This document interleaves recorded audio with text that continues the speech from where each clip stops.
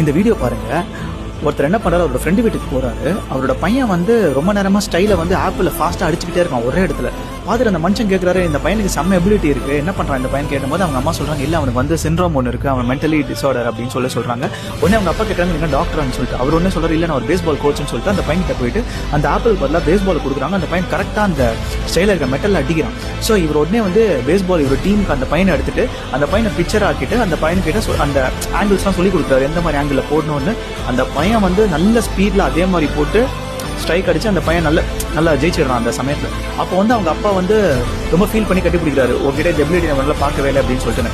ஒரு விஷயம் நல்லா புரிஞ்சுக்கோங்க, ஒரு ட்ரெயினர் ஒரு கோச்சுக்கு மட்டும்தான் உங்ககிட்ட இருக்கிற பெஸ்ட் எபிலிட்டி தெரியும் அண்ட் அதை எப்படி உருவாக்கணும்னு தெரியும். ஸோ ஒரு ட்ரெயினரை ட்ரஸ்ட் பண்ணுங்க, அப்புறம் அந்த ட்ரெயினர் சொல்றதை பிலீவ் பண்ணி கேளுங்க. உங்களுக்கு ஏதாவது டவுட்னா கூட டிஸ்கஸ் பண்ணுங்க, பட் அவர் சொல்றதை ட்ரஸ்ட் பண்ணி அவர் சொல்றதை கேளுங்க. கண்டிப்பாக லைஃப் நல்லாயிருக்கும். அந்த மாதிரி உங்கள் லைஃப்பை மாற்றின ட்ரெயினரோ இல்லைனா வந்து உங்களுக்கு ரொம்ப பிடிச்ச ட்ரெயினரையோ இந்த வீடியோவில் டேக் பண்ணுங்கள். கண்டிப்பாக அவர் பார்த்து சந்தோஷப்படுவார். தேங்க்யூ.